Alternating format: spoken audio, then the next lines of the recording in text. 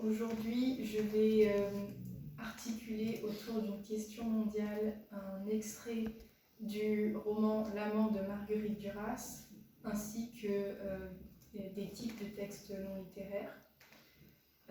Ma question mondiale est comment les préjugés peuvent influencer l'opinion des gens ou engendrer de la discrimination. Mon passage est « Mes frères ne lui adresseront jamais la parole. C'est comme s'il n'était pas visible pour eux, comme s'il n'était pas assez dense pour être perçu, vu, entendu par eux. Cela parce qu'il est à mes pieds, qu'il est posé en principe, que je ne l'aime pas, que je ne suis avec lui que pour l'argent, que je ne peux pas l'aimer, que c'est impossible, qu'il pourrait tout supporter de moi, sans être jamais au bout de cet amour. Cela parce que c'est un Chinois, que ce n'est pas un blanc. » Donc,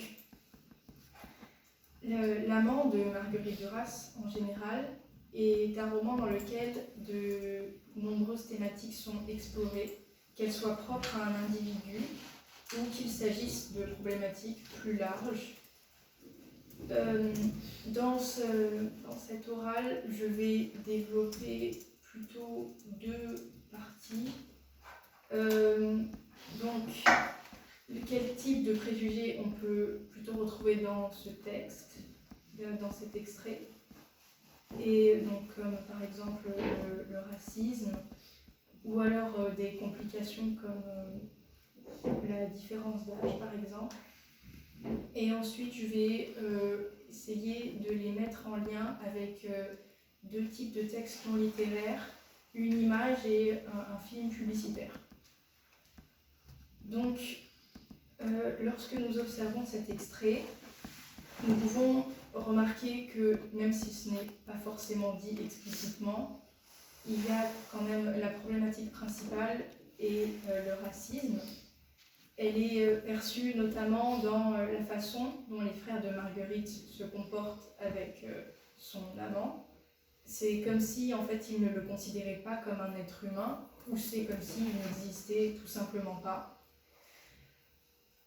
Et en plus, enfin, l'une des grandes problématiques est que même si à cette période-là, ses frères ne sont pas au courant qu'elle est avec ce monsieur, il y a une différence de statut social qui est aussi un préjugé.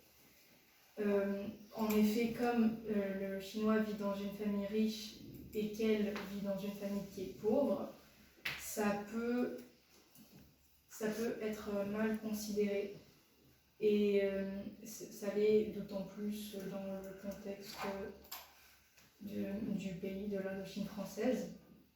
Il y a aussi un préjugé au niveau de la différence d'ethnicité, puisque elle est française et lui est chinois, et ça a déjà été très bien montré dans l'extrait que j'ai cité. Ou encore la différence d'âge. Effectivement, ils ont 12 ans d'écart, ce qui est aussi pas très bien considéré, surtout qu'il faut savoir qu'elle est mineure à cette période-là. Et donc ça crée des préjugés parce que quand on est une personne extérieure et que l'on voit une situation comme ça, il est vrai qu'on a tendance parfois à juger hâtivement, et cela peut être problématique.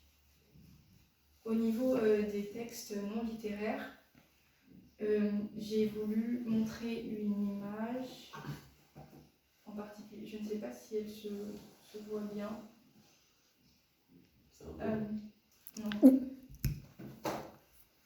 Elle représente les jambes d'une femme sur lesquelles est écrit des mots sur toute la longueur. Et en fait, cela représente ce que les gens pensent en fonction de la longueur de la jupe d'une femme. Au début, quand c'est très court, on peut voir des mots assez violents comme,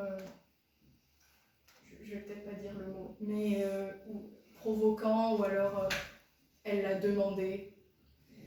Et vers la fin,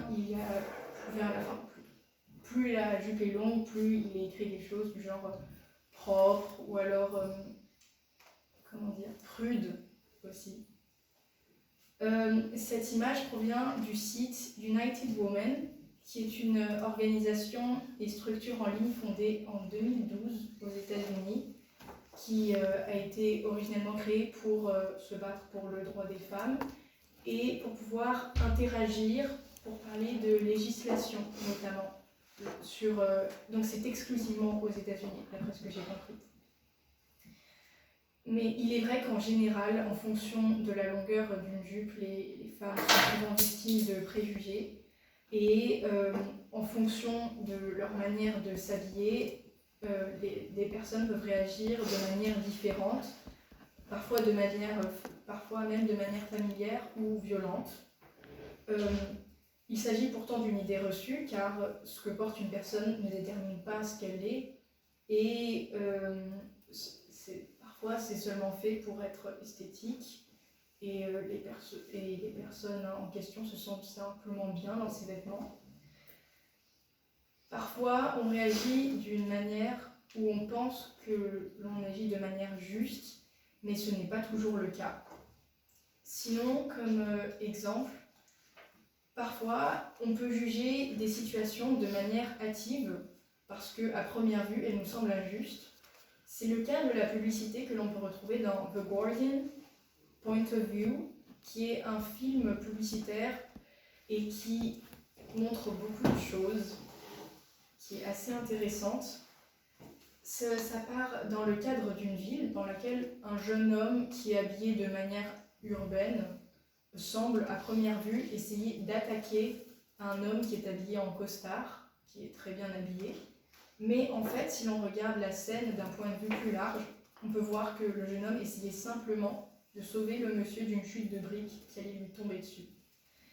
Et ici encore, cela montre à quel point la manière de s'habiller impacte les personnes autour de nous, ainsi que ce que l'on peut percevoir en général.